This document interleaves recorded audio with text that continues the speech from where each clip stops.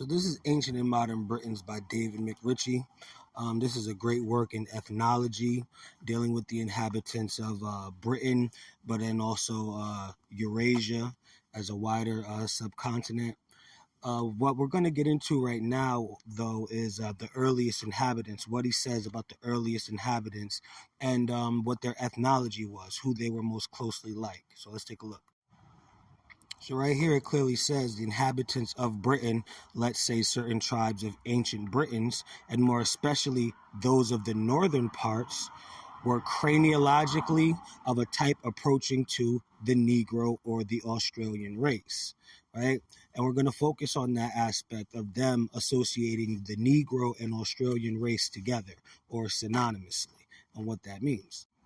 So again, here it says Mr. Samuel Lang, in his interesting revelations of the Catnesis, right, imagines the earliest inhabitants of northern Britain were kumbocephalic, or boat-headed, approaching to a Negro or approaching to Negroid or Australian, rather than to a Mongol or Arctic type, right? Now, what he says here is of Aboriginal Britons must have more closely resembled the Australian or Tasmanian, right, than the Laplander or Eskimo, right?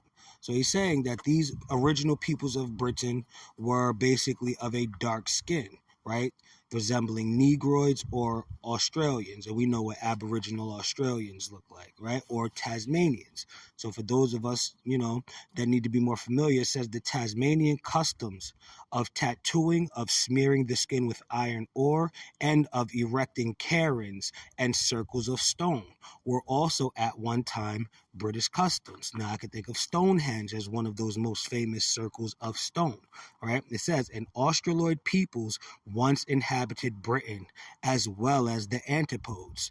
We know they were alike in their physique. It would be strange if they differed in complexion, right? So what David McRitchie in this book, Ancient and Modern Britons, is pointing out is that the earliest inhabitants of Britain were a melanated peoples akin to what he calls Negroid or Australian, the Aboriginals of Australia, like the Tasmanians specifically, right? So we're going to dig a little bit deeper into this and see if we can correlate what Mr. David McRitchie says right here with modern genetic evidence. So stay tuned.